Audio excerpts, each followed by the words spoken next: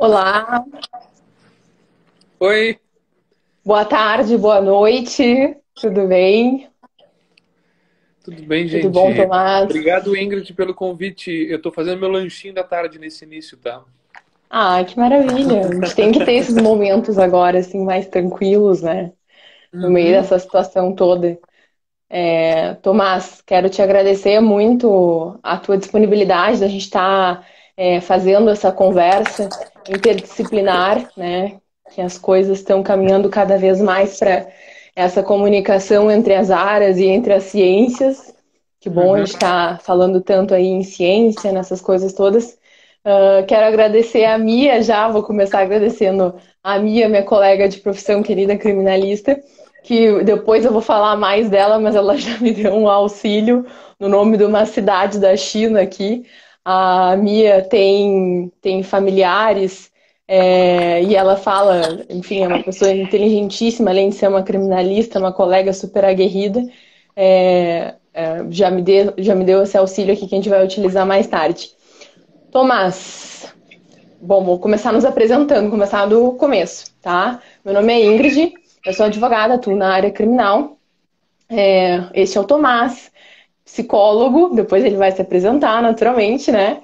Mas a nossa proposta aqui hoje é trazer um olhar, como eu já falei, interdisciplinar, conversando, buscando que o direito e a psicologia conversem sobre esse momento, humildemente, claro, né?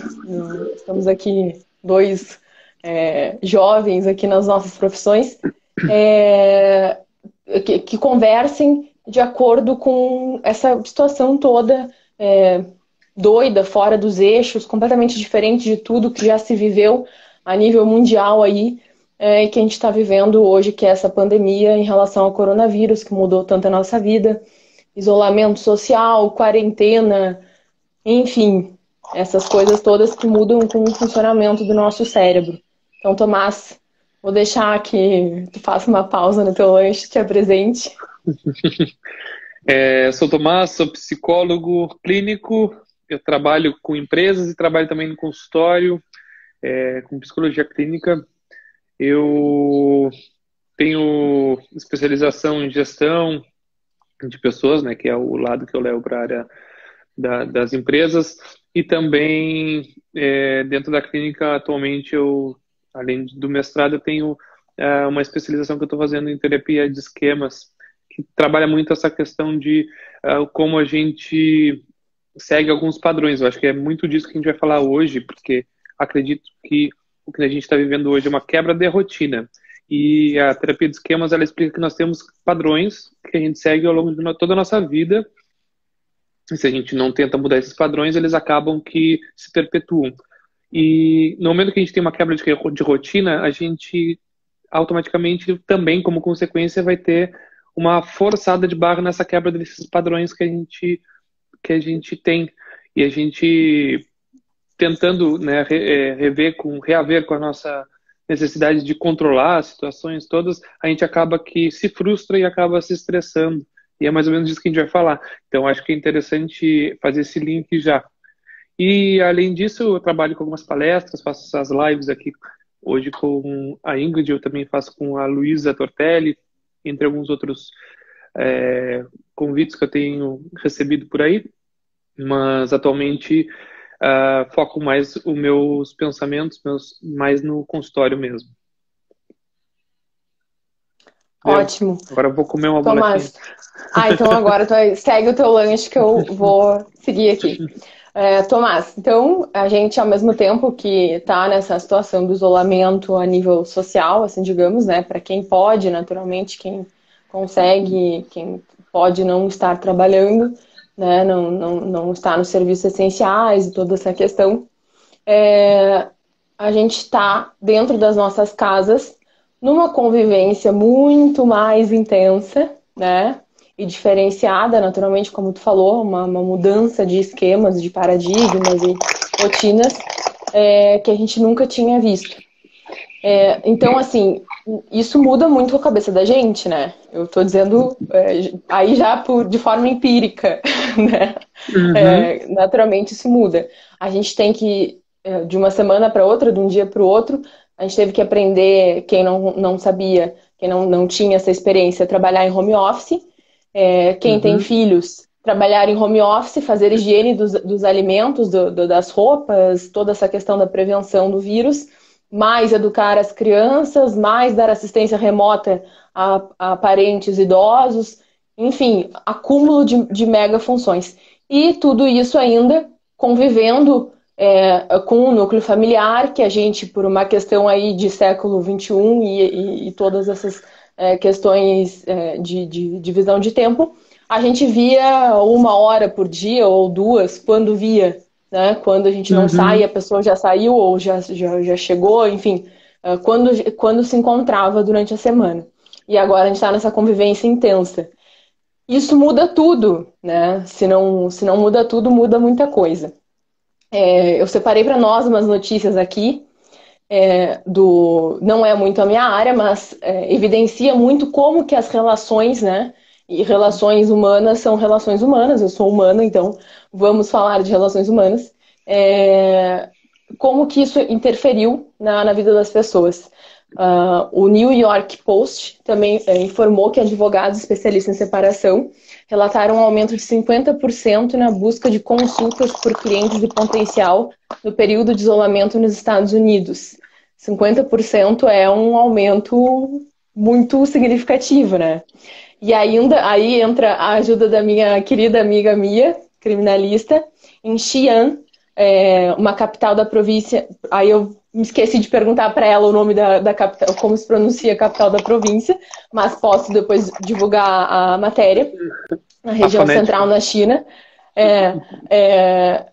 bateu um recorde no número de pedidos de divórcio nas últimas semanas, depois dessa situação toda do isolamento social, segundo o jornal chinês. E aí lá eles divulgaram que tem toda uma situação, uns escritórios. É diferente essa situação da entrada do pedido de divórcio, eu li a matéria. Então tem escritórios públicos que tu entra com um pedido e parece que tem que marcar um horário, alguma coisa nesse sentido. Os horários estão todos reservados nas próximas não sei quantas semanas, é uma coisa que não se via há muito tempo. E ainda referiram que os chineses já vinham se casando menos, acompanhando, acredito que uma tendência mundial, né? 7 pessoas em cada 1.000 resolviam juntar as escovas de dente em 2018. E esse é o índice mais baixo desde 2013. Isso na China, tá? E aí, naturalmente, isso aí agora já vinha um índice baixo, agora as pessoas teve toda essa situação do isolamento e batendo os recordes de divórcio. O que fazer, né? Para continuar convivendo e de forma mais pacífica ou mais compreensiva possível. Eu no consultório eu já tenho um caso de a pessoa na primeira semana de quarentena já houve a separação. Mas foi um caso específico, então não dá para criar uma estatística, pode ser um outlier aí, Sim, um desviante. Mas sim, sim. uma das coisas que mais eu digo que eu estudei e me formei para tratar não é de tanto de depressão, de transtorno de humor bipolar, e sim de relacionamentos. Porque as pessoas mais buscam consultório por causa do relacionamento. Então, nessa época de coronavírus, a procura é muito, muito, muito baixa, porque já se inicia por meio de atendimento online e as pessoas ainda têm um receio quanto a isso.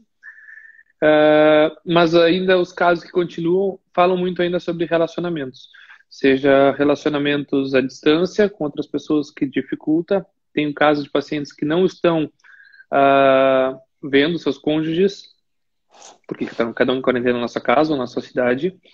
E tem outros vários casos também de pessoas que estão com seus cônjuges quarentenados juntos dentro de casa. E eu acho que é desse ponto aí principal que tu tá falando, né? Dessas pessoas que estão em Uhum. quarentena juntos dentro de casa e como está sendo isso dentro de casa.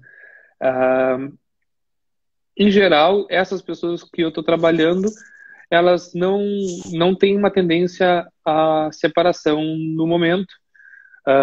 Claro que a gente ficando mais tempo junto dentro de casa com a mesma pessoa, independente se é cônjuge ou não, a gente acaba colocando para fora algumas coisas que normalmente a gente tem uma escapatória ou vou para o supermercado, ou para o trabalho, e aí fico o dia inteiro fora de casa, e esfrio a cabeça, e quando chego em casa, ainda nem rolou a briga mais quente, né?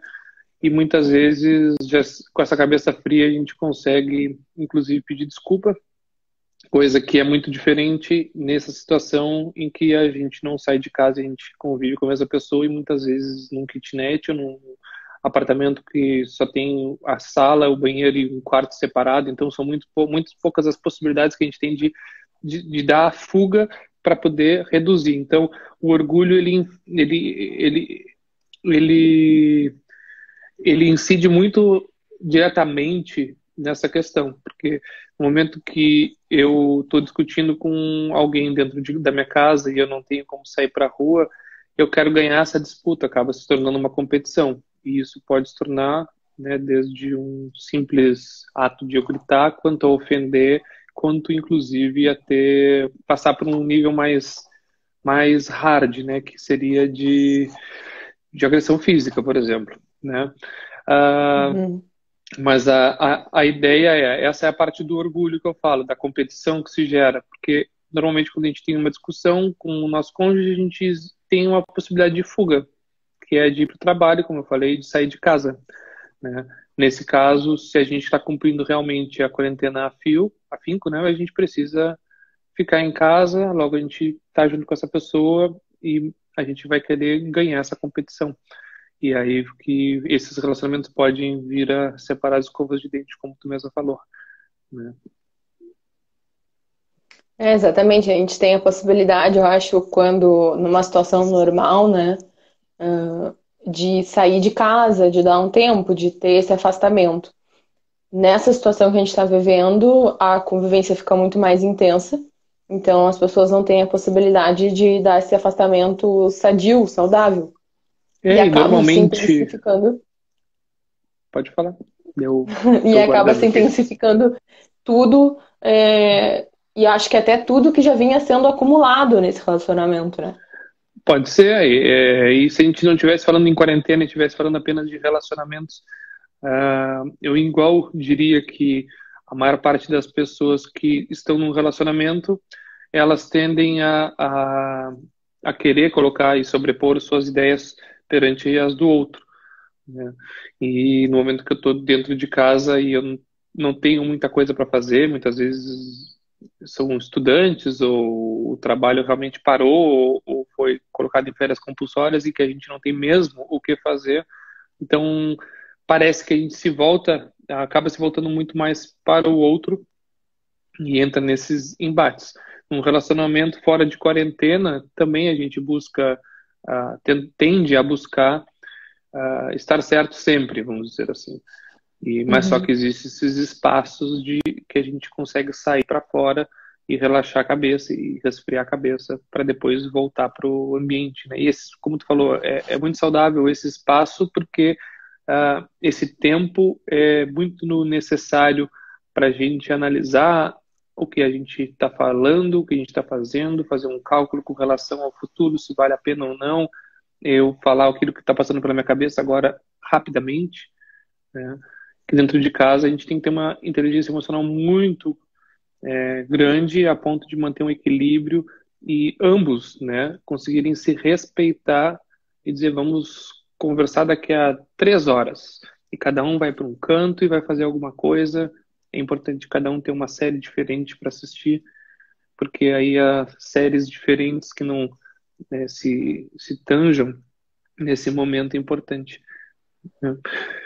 Porque vai surgir, sim, discussões. Sempre vai surgir. Independente da quarentena ou Uhum. não. A quarentena, ela vai elevar o, ao número de discussões, com certeza. E Tomás, outra coisa que vai ser muito incisiva agora nesse período, o estresse sobre as situações econômicas, né? Tanto de um parceiro Uhum. quanto do outro. Isso aí eu acho que é um combustível para qualquer discussão, qualquer desentendimento.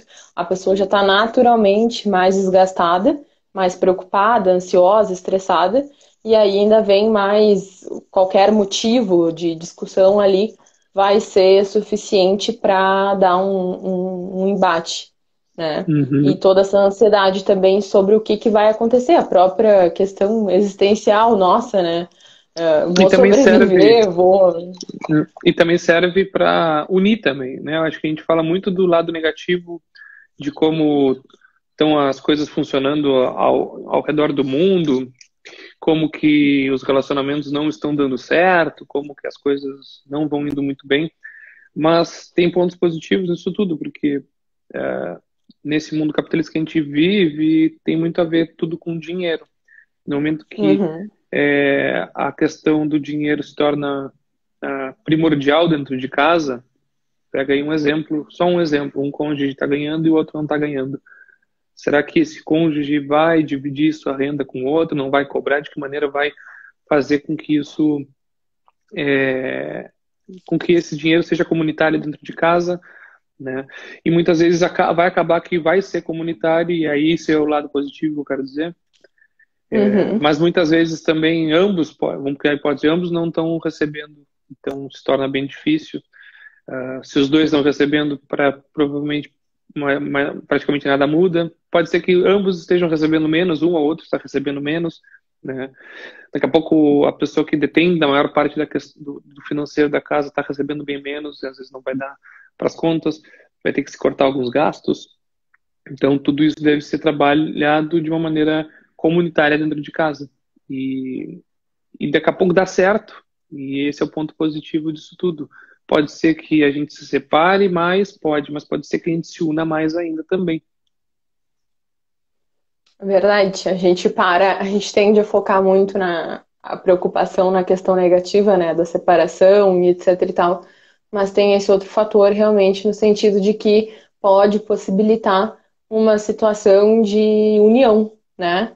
E É. tem também, aí vou estar adentrando na tua área, mas tem também essa situação de que casais ou pessoas que vivenciam situações estressantes juntas tendem a criar um laço mais forte. Alguma coisa nesse sentido? Tô falando bobagem ou tá mais ou menos certo? Eu estou Por tentando exemplo, pensar aqui. Eu sei que quando existe uma situação inusitada e que requer maior atenção, por exemplo, morreu alguém na família, tá? Se esquece de exatamente. todos os problemas que a gente tem e vamos dar atenção. Por Uhum, mais brigado que a gente tenha, por mais que tenha havido traição, por mais que tenha algo muito recente e muito forte. Se acontece alguma coisa desse tipo, desse gênero, acaba que. Ou nasce um filho, por exemplo. Muitas pessoas têm filhos para tentar salvar casamento. Então, no momento do nascimento, grande parte desses relacionamentos eles tendem a realmente se fixar, mas é por pouco tempo. Então, quando tem um grande evento, né, e aí eu falei dos dois extremos, né, tanto da morte quanto de uma nova vida, tendem a unir esses casais, sim. uhum. Mas não sei se por muito tempo. Mas agora, se a gente parar e pensar em alguma perda financeira, vamos falar de dinheiro de novo, uma perda financeira do casal e faz com que esse casal que não estava muito bem, né, buscar alguma maneira de juntos reerguer esse patrimônio e dar certo, pode ser que nesse trajeto, nessa trajetória, eles se reencontrem como parceiros, né? Sim. E Tomás, isso a gente está falando de casais que estão juntos, que estão, como a gente estava falando no início, passando a quarentena, então juntos, ou ainda que separados, mas de alguma forma se comunicando, mas estão juntos.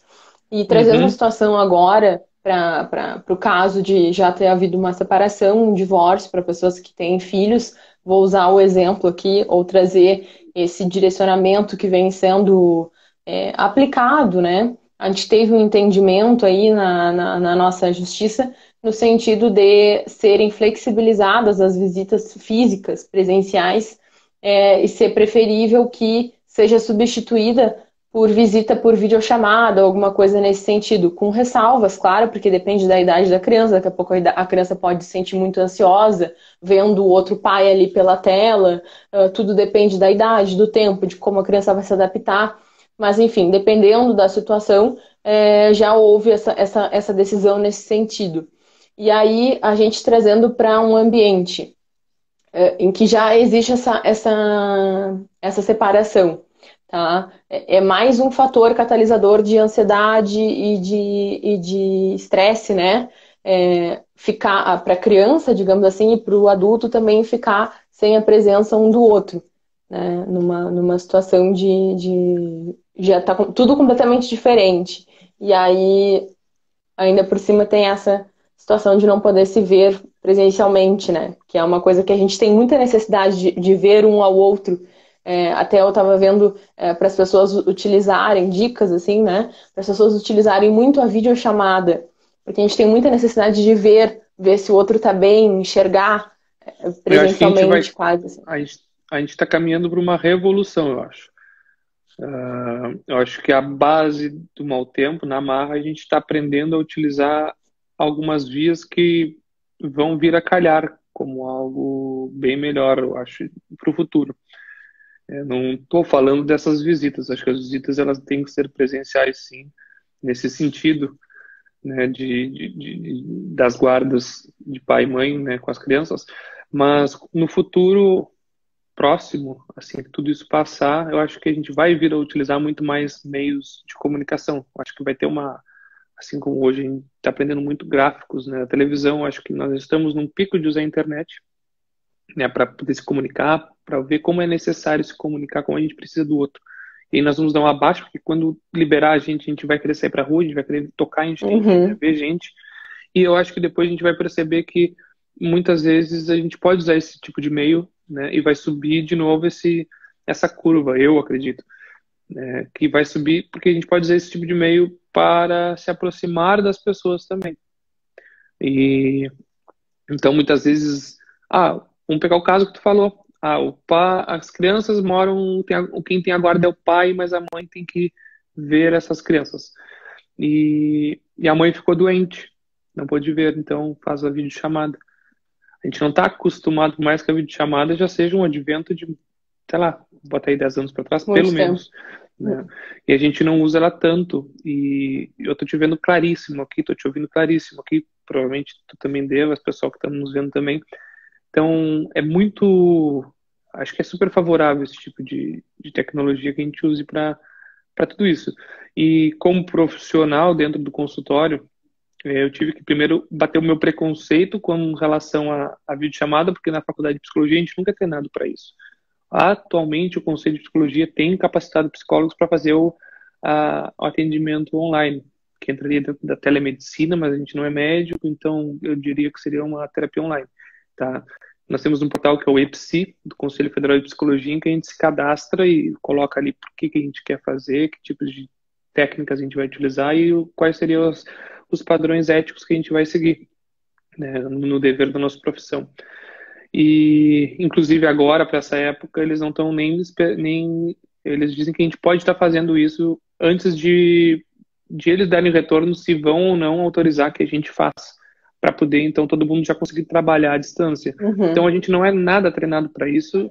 Eu não lembro de ter ouvido falar sobre isso na internet, na faculdade, quando eu estudei. Eu me formei em 2013, então também não é tão longe assim, 2013, e já existia esse tipo de trabalho online. Mas a gente aprende muito ainda teorias bem antigas, que, claro, se modernizam, mas com bases muito antigas, como a psicanálise, e que a psicanálise ela fala muito sobre a gente estar presente com o paciente no tete-a-tete, ou se fosse uma análise para enxergar, para fazer esse por meio do divã e o paciente estar presente.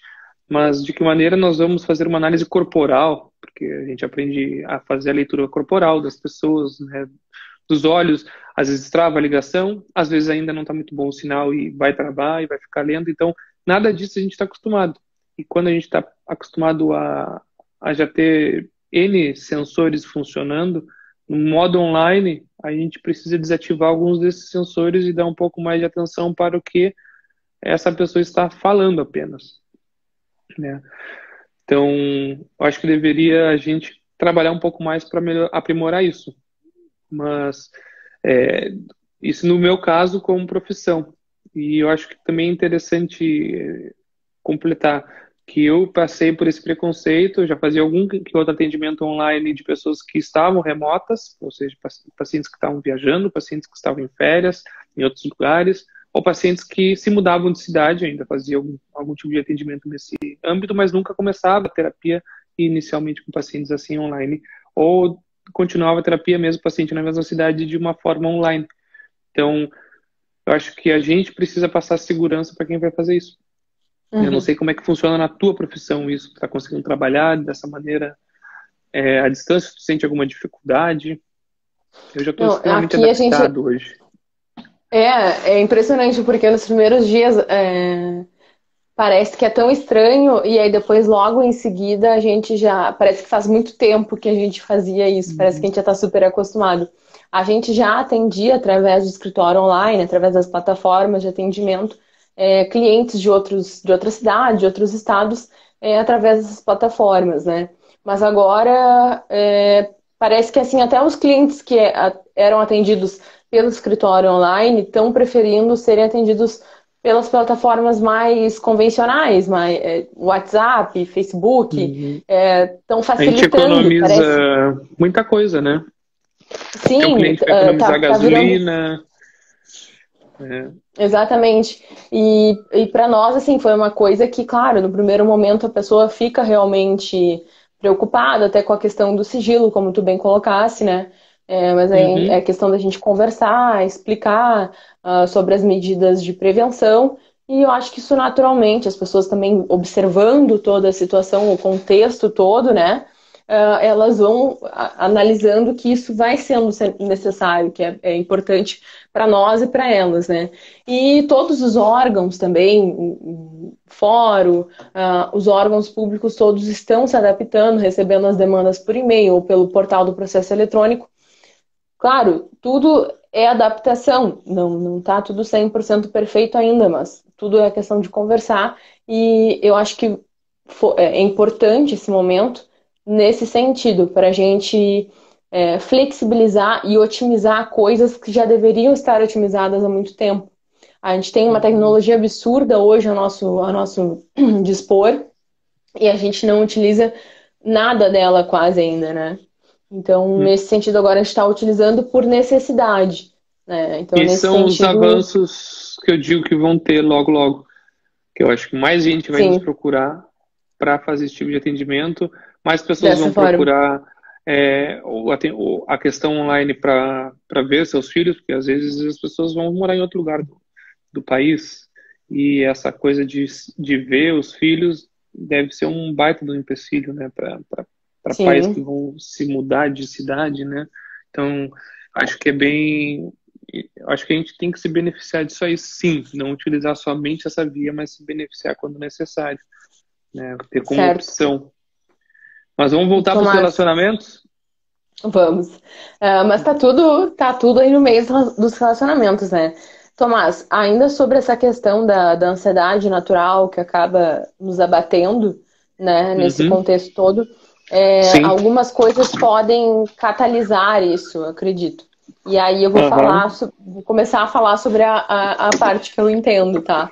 Uhum. A gente tem aí, eu já fui chamada, hoje de manhã a gente estava fazendo uma entrevista aqui na rádio sobre esse assunto Aham. especificamente, Sim. sobre a questão da soltura, nas determinações, recomendações das solturas de determinados grupos de presos.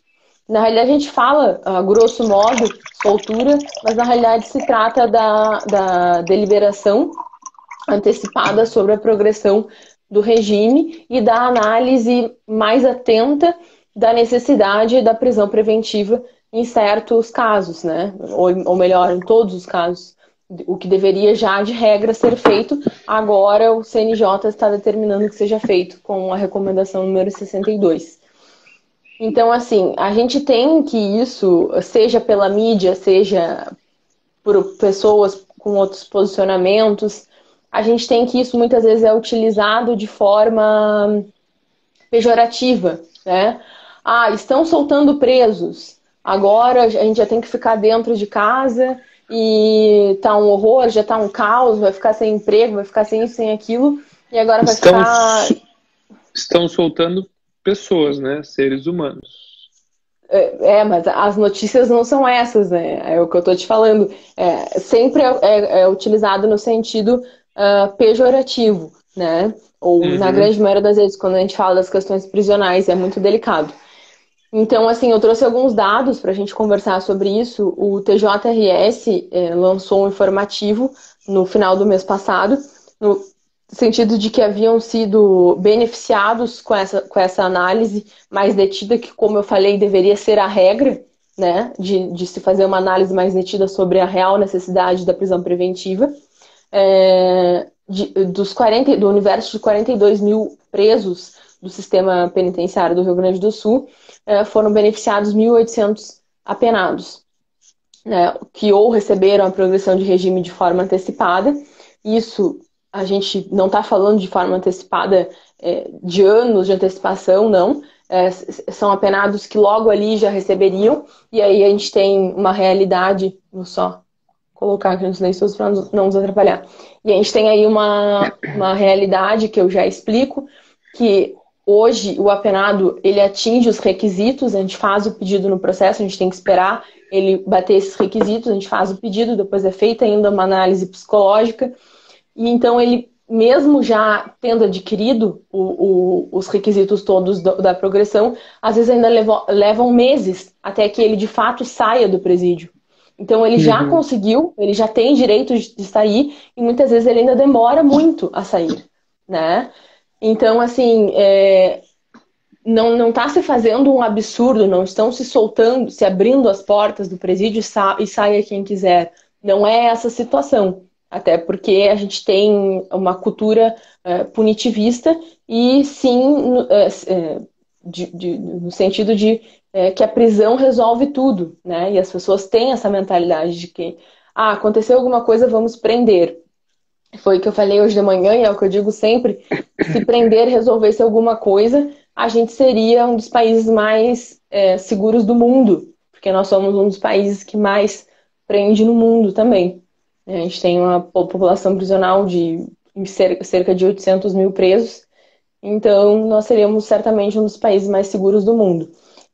Essa questão da epidemia, da pandemia, apenas evidencia um caos, um descaso, que há muito vem se arrastando, né? Que é a questão da desigualdade social, saúde pública, educação, todas essas outras vertentes. E aí, quando a gente tem uma situação como essa, tudo isso aflora, tudo isso vem mais forte sobre a nossa cabeça, né? E aí as pessoas, não, então deixa lá preso que é melhor. É muito delicado a gente falar assim, e a gente tem que entender que são pessoas que, se não for agora, esse mês seguinte, ou daqui a 2 ou 3 ou 4 meses, iriam sair do presídio, vão sair do presídio, né? E aí a gente não pode manter essas pessoas presas para sempre. Essa é a situação, que na realidade parece ser um desejo das pessoas, assim, meio que secreto, né? Não, deixa preso lá e esquece. Né? Que na realidade, e já tem esses estudos na criminologia nesse sentido de que é o desejo das pessoas, da sociedade, prender certos grupos e isolá-los da sociedade, né? E aí eu queria que tu falasse sobre isso, como que as pessoas recebem, no meio já ansioso, como a gente está, recebem essas informações mais ainda, como se blindar dessas informações, como interpretá-las, enfim. Esse assunto não chegou dentro do consultório, eu não discuti ele com ninguém, eu discuti ele contigo hoje mais cedo quando a gente conversava, né? Brevemente. Mas eu não entendi a tua pergunta. Tu gostaria de entender qual é a interpretação, o que as pessoas pensam esse tipo de coisa a respeito das pessoas que estão presas? Que isso essa acaba. pergunta? O que as pessoas pensam, a gente já sabe, né? Mas assim, essas notícias como essa, tá? Estão soltando as pessoas, estão soltando os presos. Isso acaba impactando ainda mais as pessoas que estão no isolamento, que já estão num ambiente de ansiedade, numa situação toda Pelo bem mais sensacionalismo, diferente. sim. Pelo sensacionalismo, Exatamente. sim. Vamos botar que uma imprensa que seja muito sensacionalista com relação à disseminação da Covid. Não estou dizendo aqui que esteja sendo assim. Eu acho que tudo que está acontecendo tem que ser dessa maneira. tá alarmista, porque a gente precisa de alarme hoje em relação a isso. Mas vamos pegar casos que sejam extremamente sensacionalistas, tem muito a ver com esse pensamento do que os presos foram soltos e agora salve-se quem puder.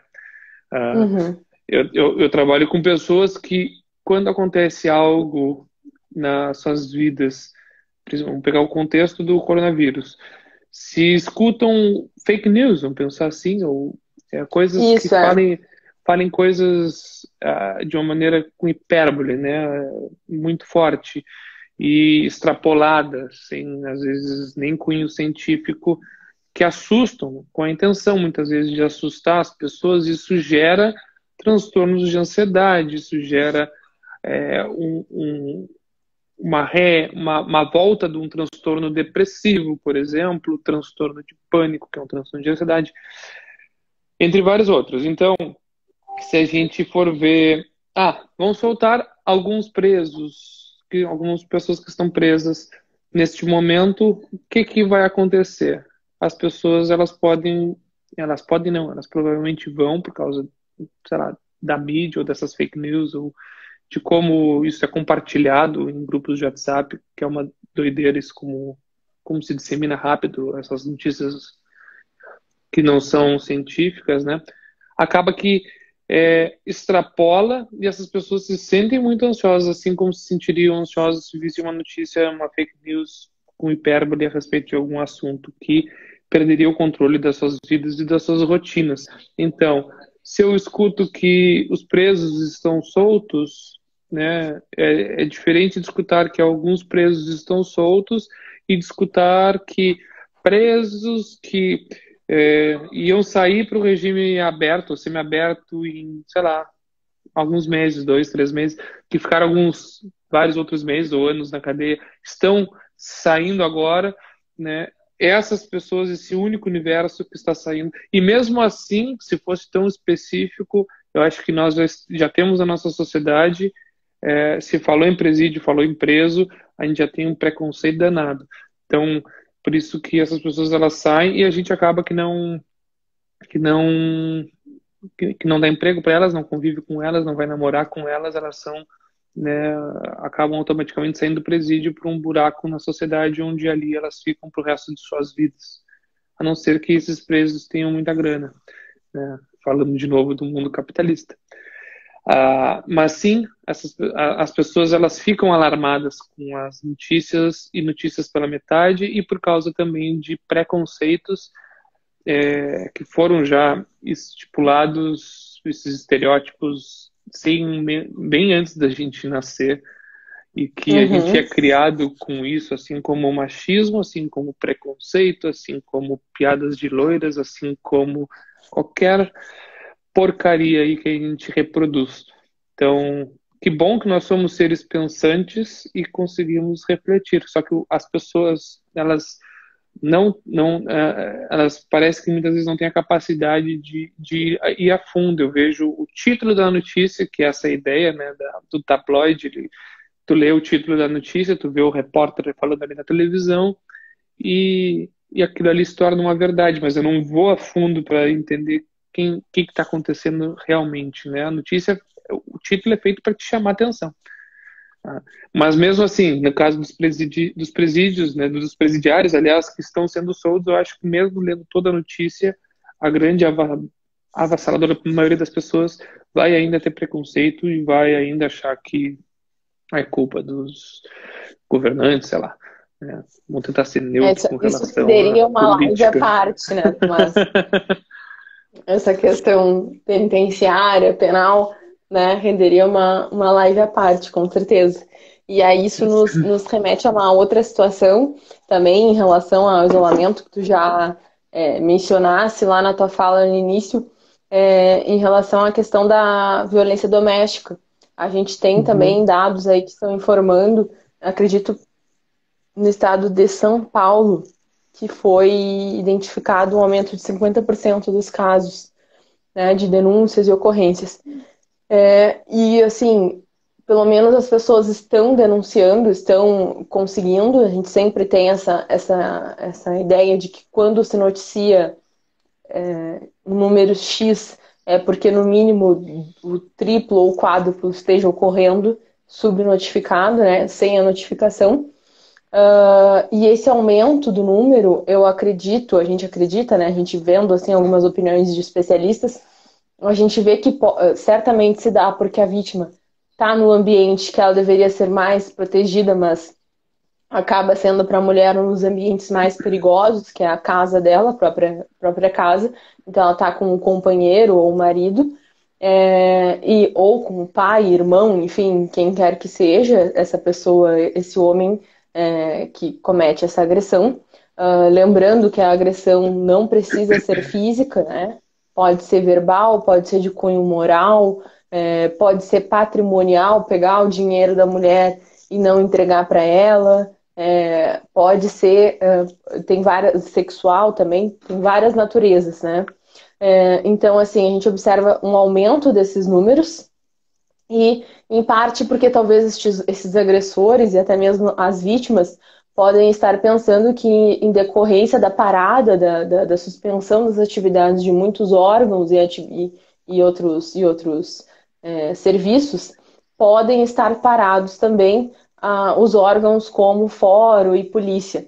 Mas é Ou pelo importante a gente simples deixar registrado. fato, ou pelo simples fato de estar dentro de casa há mais tempo e querer usar como prerrogativa qualquer ponto de estresse, né, que esteja tendo, né, nesse relacionamento. E mesmo fora de quarentena, a impunidade. É, é uma situação que daí a gente pode pincelar um pouco depois, mas é importante a gente deixar registrado só que serviços urgentes, como é a situação de uma pessoa que está sofrendo essa violência, sempre possuem um serviço de plantão, seja pelo 190, que é melhor quando é uma situação mais presente naquele momento, é melhor ligar já direto para o 190. Então é sempre importante a gente deixar registrado isso, né? E aí vou passar para ti agora. Eu vou repetir então o que eu falei antes para dar continuidade. Eu acho que pelo simples fato de se estar em casa junto com a pessoa, né, seja lá quem é essa pessoa, se é pai, se é irmão, se é marido, se é esposa, sei lá, isso pode acarretar sim, ah, por causa de um estresse que aconteceu e a gente não teve para onde fugir, desopilar isso aí, como ir jogar um futebol, sei lá, praticar algum esporte, aí eu volto para casa mais tranquilo, acaba se cedendo, né? E eu também acredito que casos que se repitam com muita frequência sejam em função de uma certa impunidade misturada com uma falta de denúncia. E tu me corrige se eu estiver errado, porque tu que lida mais com esse tipo de caso. Eu, certa vez, escrevi um artigo sobre os traumas na infância, e tu estava falando ali sobre algumas formas com que a pessoa ela pode... Que a agressão não é só física, pode ser patrimonial. Interessante, esse termo eu não conhecia. Mas entre os traumas que se estuda sempre é abuso físico, abuso sexual, Sexual. que também é físico, mas se separa por ser de cunho sexual especificamente. Temos o abuso emocional, que é falar coisas que são abusivas emocionalmente para o outro. E negligência emocional, que seria na infância, eu negligenciar emocionalmente uma criança. E a negligência física, eu deixar essa criança sozinha por horas, por exemplo, sem comer, negligenciando ela fisicamente, que é diferente do abuso físico, que eu agrido essa criança fisicamente. Então, esses tipos de traumatizadores, eles também acontecem dentro do lar. Não sei se a gente pode chamar de lar ou se acontece algum deles. E por meio de uma negligência, inclusive de um abuso emocional, de um nível de chantagem, por exemplo, muitas vezes não existe o dar a parte, o fazer um boletim de ocorrência, se perdura algum certo tipo de abuso dentro de casa, de qualquer nível desses que eu falei, e quarentenados, pior ainda, né?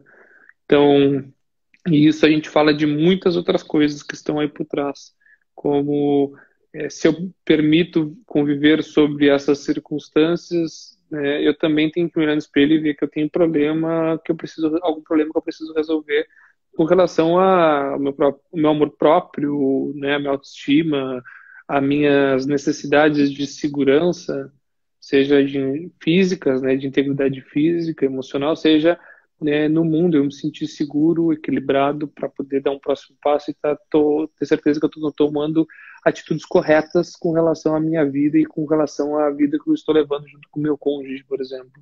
Ah, e, e isso tudo é gravíssimo, porque a gente pode falar aqui a noite inteira e mesmo assim a gente não vai conseguir englobar tudo. Eu estou citando alguns exemplos dos mais frequentes estatisticamente com relação ao que eu atendo e com os casos que eu leio na literatura científica nesse âmbito. Lembrando que eu trabalho muito com relacionamentos, tá? E a maior parte das agressões, elas não são físicas em si, né? A física, ela é um estágio avançado da agressão, que normalmente ela inicia de uma forma emocional, verbal, até chegar na física, uh, e, e sabe lá até onde que ela pode chegar depois dessa física, e fica muito raso falar, então é só buscar o 190 e tá tudo resolvido. Não é assim, né? Porque por causa da impunidade ou por causa do 190 muitas vezes não vai atender porque está com outras chamadas, e N outras razões. Por isso que eu digo que é raso a gente falar sobre que tipos de sentimentos as pessoas sentem quando são abusadas, que tipos de sentimento o abusador está sentindo naquele momento. Com certeza, o que dá para resumir é que tudo isso é de uma tremenda falta de respeito consigo, principalmente, e com o outro, né? Com o outro no sentido do abusador e consigo mesmo no sentido de quem é abusado e permanece nessa posição, não saber muitas vezes que medida tomar, por não ter com quem contar, por estar numa situação de ameaça, etc, etc, Dependência. etc, etc, né? Exatamente, Tomás, e eu só acrescento o que tu dizes, no sentido da questão que a gente vê que a Maria da Penha, ou a violência doméstica, ela comete, claro, ela também é democrata, no sentido de que não escolhe classe social, raça, cor, credo, mas tem efeitos muito piores, né, nas populações menos abastadas, nas mulheres da raça negra. A gente sabe que são pessoas que possuem já quesitos específicos dentro da nossa sociedade, recortes específicos dentro da nossa sociedade, até na própria busca pelo atendimento vão ter uma situação diferenciada quando buscar esse atendimento, enfim, uma série de questões que daria uma outra live inteira.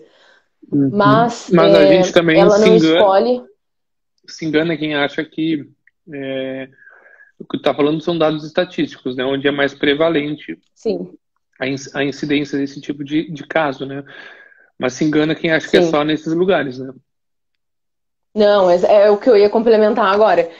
Mas ela não escolhe em quem acontecer. Acontece que, em alguns casos, acontece, e aí o que acontece depois da agressão é uma cirurgia plástica ou uma viagem para Miami, que a gente sabe, ou acontece e aí a pessoa não vai ter esse recurso, e aí vai ter que seguir ali naquela situação por dependência econômica, por dependência financeira, por ter filhos com aquela pessoa, por não ter uma formação, por não ter como sair daquela situação, por não ter uma rede de apoio enfim, por uma série de outras questões, né? E eu sou partidária também desse pensamento que tu levantou em relação da necessidade de tratar, né, tanto a vítima quanto o agressor, porque isso tudo vem de uma situação da sociedade que a gente já conversou em outras oportunidades também, que também renderia uma live à parte, mas da situação, da necessidade de tratar muito mais do que punir,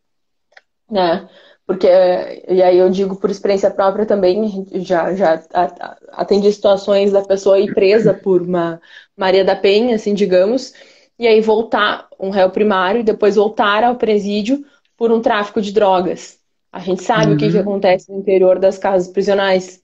E aí essa pessoa continua, esse casal continuou junto, e aí depois essa pessoa vai presa, se envolve, tem consequências para os filhos, tem consequência para a esposa que já foi vitimada por uma outra situação. Enfim, são só consequências negativas, de uma forma geral. Então, a necessidade de tratar está acima de todas as outras. Eu acredito, claro, no primeiro momento, cessar a violência, naturalmente, Uhum. né? Daí até a própria questão das medidas protetivas de afastamento e Claro. proibição de contato. E a Cara, fiscalização disso. longe de defender, eu aqui falando, né, um abusador pelo abuso em si que ele cometeu, mas sim, né, merecedor de um tratamento para que isso não ocorra mais uma vez. Mas, né, Sim, então porque eu achei teve uma vítima e provavelmente terá outra, né? a maior parte dos casos que eu recebo no consultório é marido que traiu a mulher de relacionamentos e que buscam o tratamento porque a mulher disse que somente por meio de tratamento psicológico para retomar esse relacionamento. Então, existe, eu sempre digo para pais, não levem seus filhos no psicólogo como castigo.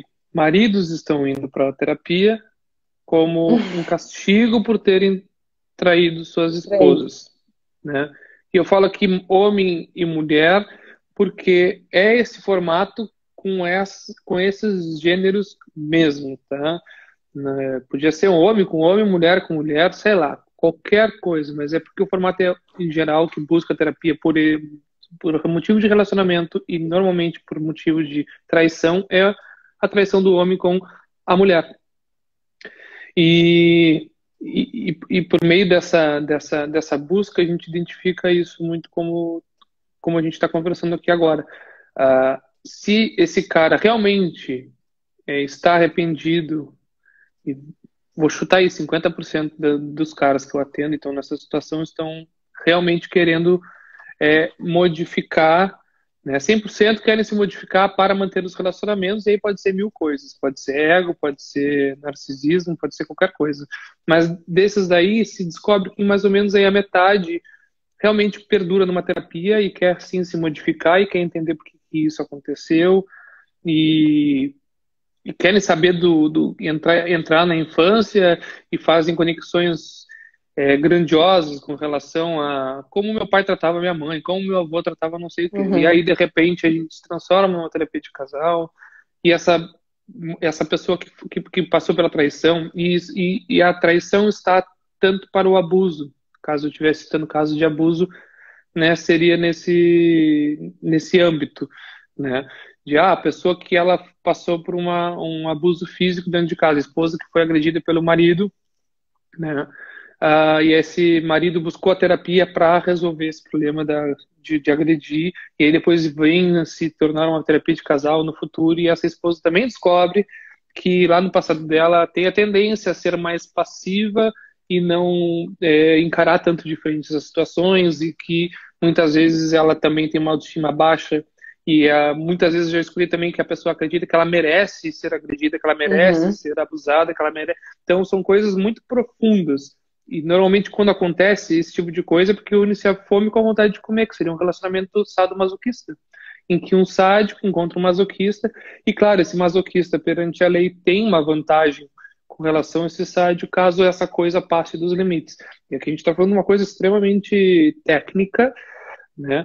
Que Claro. acontece na casa de todo mundo. Não quer dizer que eu tenho que bater em alguém ou apanhar de alguém para passar para estar numa relação sadomasoquista, não. Simplesmente pode ser eu depender financeiramente do meu cônjuge e, e sofrer por causa disso, mas viver isso, entendeu? E normalmente a gente repete figuras que a gente mais tem próximo da gente. Em geral, nossos cuidadores ou pais, né? Que tiveram com a gente lá na infância. Ou, cuidadores eu digo porque às vezes não é pai nem mãe, é o avô e a avó, Uhum. sei lá, né? Então são essas as Sim. figuras que eu tenho para repetir. tá? E ou eu faço boas repetições e com uma tendência a me sentir seguro em inovar e criar novas experiências, ou eu tendo a repetir padrões negativos. E aí a gente entra na terapia de esquemas, que eu falei nisso também de novo, que é interessantíssimo. Muito interessante, Tomás. E o que tu está falando vem ao encontro de uma modificação recente dessa semana que teve na Lei Maria da Penha, que acrescentou duas medidas protetivas. Não sei se tu observasse. Não estou estudando mais para Acrescentou. concurso. Eu eu brinco porque eu estudei muito a Lei da Maria da Penha, entendi para poder explicar inclusive para pessoal que vai no meu consultório e está precisando se inteirar sobre ela, porque cirurgia muitas dúvidas. Será que vale para casais homossexuais? Será que é só para casais de mulheres homossexuais, de homens? Então, esse monte de coisa. Eu faço essa brincadeira porque eu antes sabia muito sobre legislação. Sim. Hoje já sei menos. Então, me preencha essa lacuna aí, por favor. Mas, assim, essa modificação que teve essa semana foi no sentido de adicionar duas espécies de medida protetiva às já existentes, né? Que seriam o comparecimento, a frequência do suposto agressor ao que a gente tem aqui em Pelotas como o NACA, Núcleo de Atenção à Criança e Adolescente, que é onde é realizado um grupo, um centro, né? Um grupo de reflexão de gênero, que seria uma terapia em grupo, alguma coisa nesse sentido, e a necessidade do agressor de comparecer também, realizar tratamento psicológico. Está funcionando esse NACA agora com a Covid ou não? Não, nesse momento acredito que os atendimentos estejam parados. Talvez para casos urgentes estejam funcionando. Não sei te dizer realmente. Mas acredito que para esse tipo de situação em grupo está parado, porque eu tenho clientes que compareceriam e não estão indo nesse momento porque está parado. E aí, se não pode ir lá porque está parado, não conclui de cumprir a sua pena, vamos dizer assim. Não, mas isso aí não tem nenhuma punição no momento que não tá, claro, naturalmente, né? E outra possibilidade também é o que a gente já viu em outros processos, de transformar, de reverter, ao invés de comparecimento em terapias públicas, assim, digamos, né? Ou fornecidas pela rede municipal ou estadual, pela rede pública, a realização também de terapia particular. Também é uma possibilidade que pode ser tentada dependendo da situação. Que seria uma coisa mais rápida, enfim. Mas a gente vê a preocupação que começa a existir, eu acho que de forma acertada, com a realização de terapia, né? De descobrir o porquê deste comportamento por parte do suposto agressor. E digo suposto agressor porque no momento da medida protetiva, a gente não tem ainda o juízo condenatório sobre a conduta dessa pessoa que cometeu, ou em tese cometeu essa conduta, né? Então a gente não tem ainda certeza, ele não passou ainda por um processo com condenação transitada e julgado. A ressalva que eu fiz na minha página aqui de forma pública, foi só no sentido desse comparecimento se dar no curso da medida protetiva. Para mim isso tinha que se dar depois da condenação com trânsito e julgado, para não configurar nenhuma espécie de cumprimento antecipado de pena. Né? Parece que tu não condenasse ainda a pessoa, mas já está impondo uma pena para ela. Né? Tomás, acho que a gente vai ter que encerrar, porque não sei se está vendo ali em cima, 20 segundos restantes. Surgiu agora para mim ali. Falamos bastante, que bom. Paramos, né? Tá ótimo. Paramos. Tá bem. Mas vou deixar tu dar um tchau aí. Tchau. Eu acho que vai ser a única coisa que vai dar tempo. Mas muito obrigada. Que a gente precisa dizer que vai ter